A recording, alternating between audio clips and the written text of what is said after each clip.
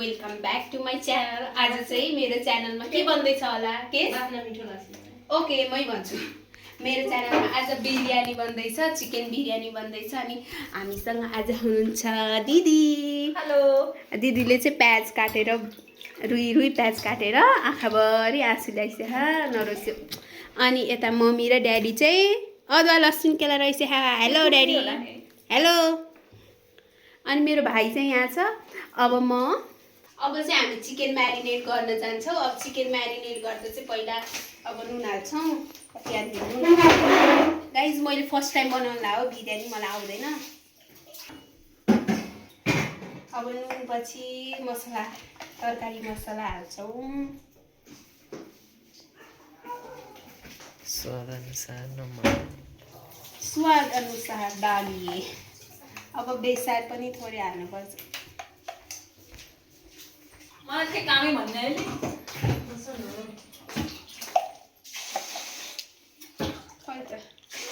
अनि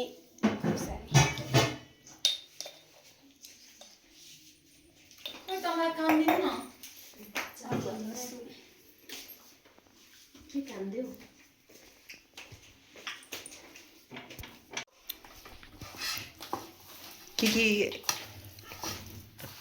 हामीले यहाँ नुन, मसला, बेसार, रातो खुर्सानी अनि दही सबै हालिसक्यौँ। अब मलाई जे थाहा थियो मैले सबै हालेँ। मलाई थाहा छैन, मैले युट्युब भिडियो लेमन पनि हाल्नुपर्छ गाइस है। कहिले हो? अहिले हो। डन्ट माइन्ड, मैले हात राम्रोसँग धोएर बनाऊ।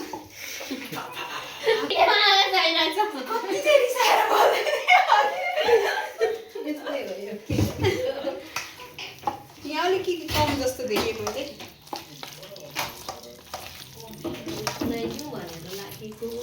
दही कम।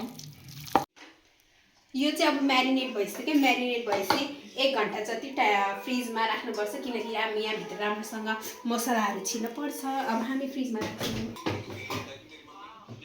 अब त्यसपछि हामी चामल भिजाउँछौँ। चामल चाहिँ आधी घन्टा पहिला भिजाउनुपर्छ। यो चाहिँ मैले चामल भिजाइसकेँ। अब चामललाई नि एकछिन रेस्ट गर्न राख्ने। अब त्यसपछि हाम्रो नेक्स्ट प्रोसेस चाहिँ यसलाई थोरै ब्राउन गोल्डन ब्राउन हुँदैसम्म यसलाई फ्राई गर्नुपर्छ। अब एकछिन तातेपछि तेल हालेर यसलाई फ्राई गर्ने एकछिन। त्यसैबाट हाल्दा ल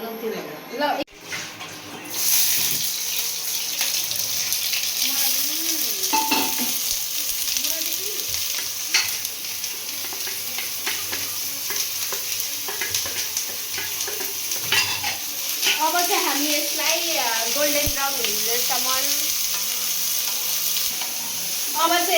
गोल्डन ब्राउन हुँदैसम्म यसलाई तार्नुपर्छ। यो तार्नुपर्छ भनेर फ्राई गर्नुपर्छ।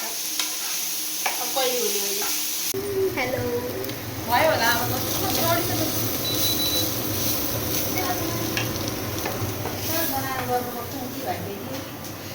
मम्मी चाहिँ यहाँ घिउ, होममेड घिउ बनाएर खनाइरहेछ। अनि दिदी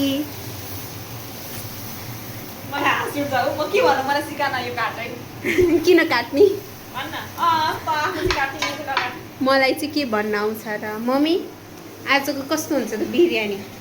धेरै उपचार पनि अब के हो, मैले चलाइदिए मात्र हो। विशालले बना। अब चाहिँ हामी चामल उसिन्नको लागि पानी बसाल्यौँ। अब पानीमा थोरै यो कालो के भन्छ यसलाई, ल्वाङ हाल्ने। अनि त्यसपछि यो 2टा काठ हाल्ने। अनि यो हाल्ने, यसलाई के भन्छ आइरन के अरे यसलाई? सुकमेर। सुकमेरलाई चाहिँ अलिक पोडेर हाल्ने देखाएको थिएँ। यसलाई एकछिन उसिन्न दिने। यसलाई एकछिन उसिन्न गएर एकछिन पाक्न दिने, किनकि यसको रस छिर्छ नि त पानीमा। अनि त्यो भएपछि हामी चामल हाल्छौँ। त्यहाँ 75%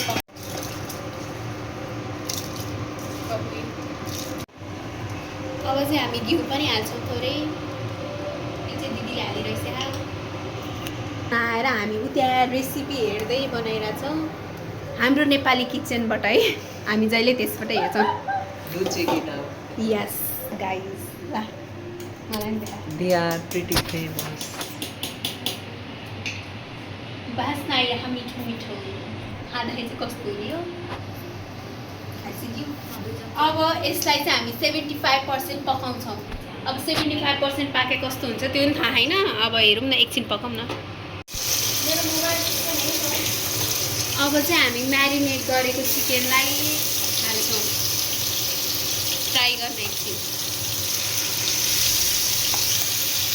हाम्रो त्यहाँ चामल रेडी भइसक्यो अनि त्यहाँबाट अब चाहिँ हामी अघि म्यारिनेट गरेको चिकनलाई यहाँ पकाउँदैछौँ।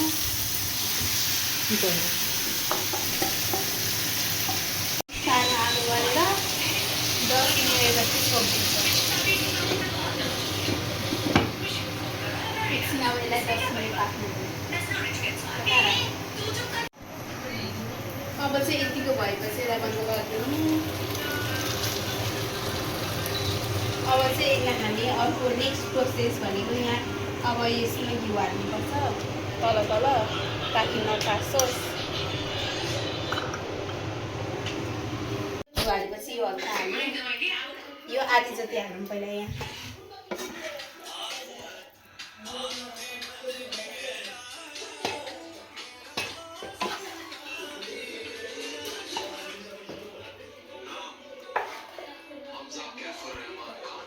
अब यहाँ हामी यति हालेपछि थोरै टमाटर हाल्छौँ यहाँ, किनकि अहिले डर छ नि त। यहाँ थोरै बिचमा टमाटर हाल्यो भने यसको पानीले डढ्न दिँदैन अरे, त्यो पनि सिक्यो। अब त्यसपछि यो अघि पाकेको खाना माथिबाट यसरी एक लेयर बनाइदिने। फेरि घिउ हाल्नुपर्छ होइन।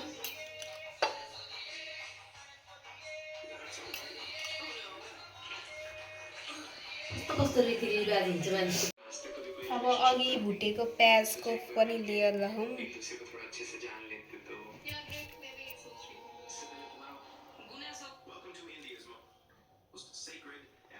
अब फेरि यो बाँकी राख्नु मासु राख्नु।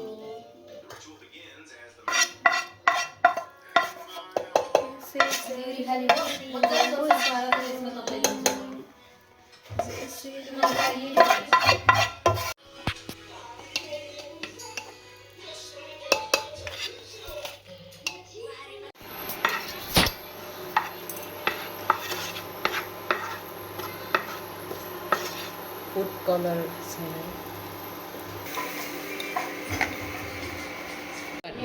अब एक सिटी हामी यसलाई लगाइदिने अनि सबै ठाउँमा पुग्छ। खै त सिटीवाला बिरयानी है। सिटीवाला बिरयानी, किनकि हामीसँग सामान छैन, भाँडा छैन अर्को बनाउनु। तर गोलबाहा प्लिज डोन्ट माइन्ड। अब यो पुस्नुपर्छ। यो पुस्ने काम चाहिँ मेरो भाइले गर्छ दिउनु। अब यो मेरो भाइले पुसपास गर्छ। ल ल अब तिम्रो काम सुरु। जाऊ जाऊ न जाऊ। यता ड्याडीको खाना चाहिँ यता रेडी हुँदैछ, किनकि ड्याडीले बिरयानी खाइसिन। अब हाम्रो चाहिँ यहाँ बन्दैछ। अब यो सफा चाहिँ अब गर्ने। यो चाहिँ हाम्रो बिरयानीको फाइनल लुक भयो। हेर्दाखेरि चाहिँ हल्का सेते छ। अब खाएर हेरौँ कस्तो छ। दिदी कस्तो छ? विपुल कस्तो छ? उसको त रियाक्सन हुन्न मम्मी।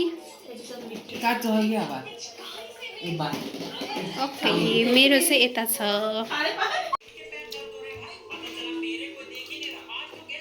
कस्तो हो?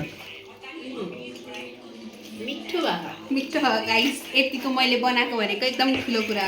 मैले मात्र हैन, सबैको मेहनत दिदीको धेरै। ल अब आजको लागि यति नै। अब हामी इन्जोय गर्छौँ बिरयानी। अब नेक्स्ट भ्लगमा भेटौँ ल। बाई।